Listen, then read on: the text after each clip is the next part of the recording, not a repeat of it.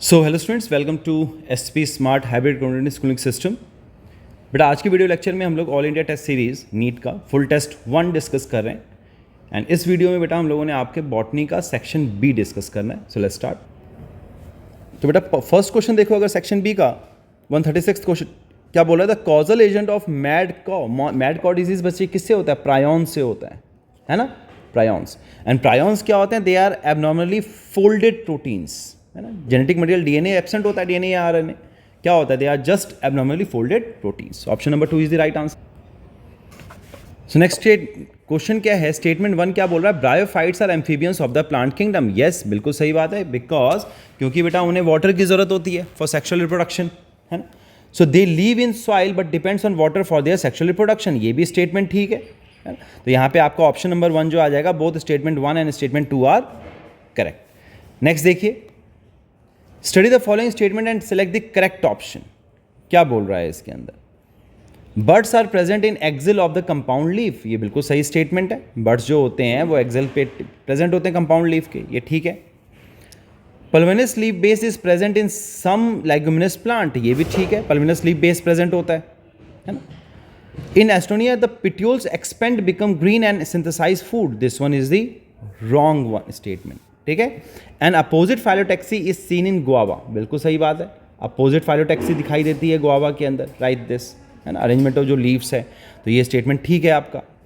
तो 1, 2 and 4 are correct, but the third one is the wrong one. तो यहाँ पे ऑप्शन 4 जो है, 1, 2 and 4 are correct but 3 are wrong. So option number 4 is the right answer. Next देखेंगे, size दिया गया यहाँ पे। ये क्वेश्चन पहले भी हमने डिस्कस किया है। तो अगर टिपिकल बैक्टीरिया का साइज देखो तो 1 to 2 माइक्रोन होता है, माइक्रोमीटर। वायरसेस का साइज देखो तो सबसे जो छोटा जो आ जाएगा, तो यहाँ पे आपका 0.02 to 0.2 माइक्रोमीटर हो जाएगा। पीपीएलओ जो है, पीपीएलओ का बच्चे क्या हो जाएगा? 0.1 माइक्रोमीटर। एंड सबसे बड़ा किसका होगा?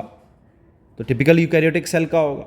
तो यहाँ पे आपका इसके अकॉर्डिंगली जो ऑप्शन 1 है is the right answer. Histone protein synthesize occurs in. तो बच्चे हिस्टोन प्रोटीन जो होगा, जो सिंथेसिस होगी इसकी, वो एस फेज में होता है ना। डीएनए का जो रेप्लिकेशन होगा या जो हिस्टोन प्रोटीन का जो सिंथेसिस है वो एस फेज में होना है। तो option number 2 is the right answer.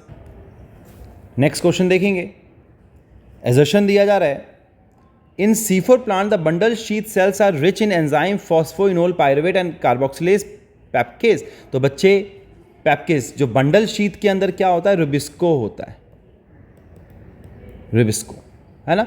और ये जो होगा आपका फॉस्फोइनोल पायरुवेट जो होगा, कार्बोक्सिलेज जो होगा, ये आपका मीजोफिल सेल्स के अंदर होता है, मीजोफिल सेल्स के अंदर होगा। तो ये स्टेटमेंट तो गलत है। In C4 plant the mesophyll cell lack enzyme ribulose bisphosphate carboxylase oxygenase rubisco. Yes, to avoid photorespiration, to avoid photorespiration. तो ये स्टेटमेंट ठीक है।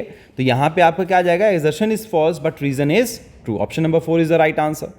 नेक्स्ट देखिए, एडेनिन डेरिवेटिव फाइटो हार्मोन कौन सा होता है बच्चे? एडेनिन डेरिवेटिव फाइटो हार्मोन जो है वो साइटोकाइनिन है।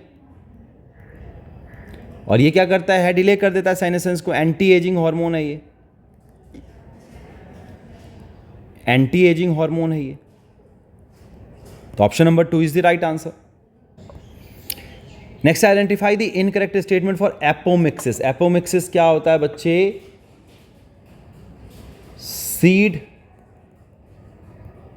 विदाउट फर्टिलाइजेशन, ठीक है।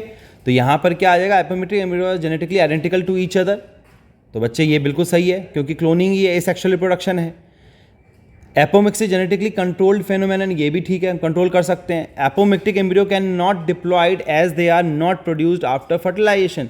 तो बच्चे they are seed without fertilization, है ना। तो यहाँ पे आपका जो है this statement is incorrect statement for apomixis, right.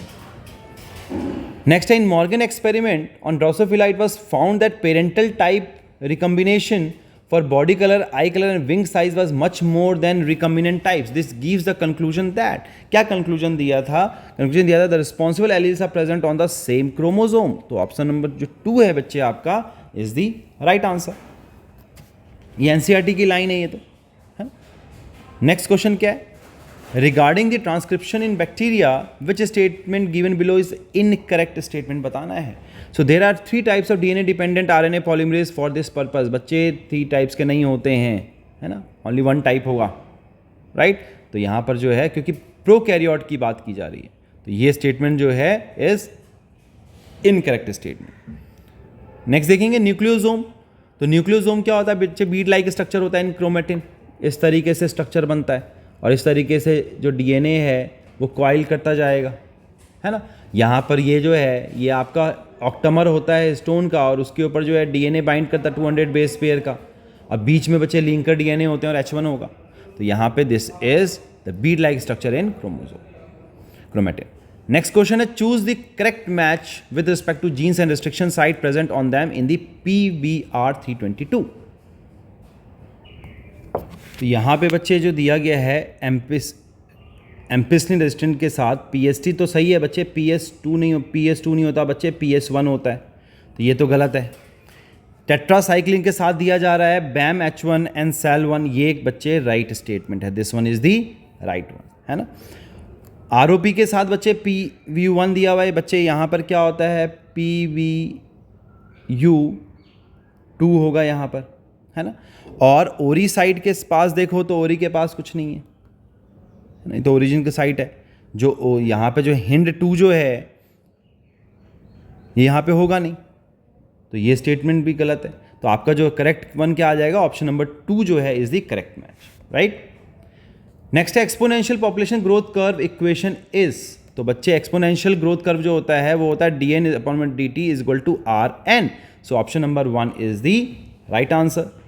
दूसरा देखिए dn/dt is equal to Rn k minus n upon में k जो है बच्चे ये आपका लॉजिस्टिक का है, ये लॉजिस्टिक का है, तो आपका ऑप्शन नंबर 1 जो आएगा बच्चा यहाँ पे राइट आंसर आ जाएगा, ठीक। नेक्स्ट देखिए, net primary productivity is less than the gross primary productivity. बिल्कुल सही बात है बच्चे, GPP minus R is equal to NPP, respiration loss को अगर वो कर दें, है ना, तो ये स्टेटमेंट ठीक है। Net primary productivity is equal to the gross primary productivity minus the respiration loss, yes बिल्कुल सही बात है, ये मैंने आपको इक्वेशन बता दिया। तो यहाँ पे आपका both statement 1 and statement 2 are correct, option number 1 is the right answer. Next देखिए, the Nile perch introduced into the Lake Victoria in East Africa led eventually to the extinction of an ecological unique assemblage of more than 200 species of cichlid fish in the lake। ये बच्चे बिल्कुल सही है, सही statement है ये, assertion is true। When alien species are introduced unintentionally or deliberately for whatever purpose, some of them turn invasive and cause decline or extinction of the indigenous species। तो बच्चे ये भी ठीक है and this one is the correct explanation. किसको बता रहा है ये बच्चे, एलियन स्पीशीज इन्वेजन को बता रहा है, right, which is one of the major causes for the loss of biodiversity, evil quartet है ये।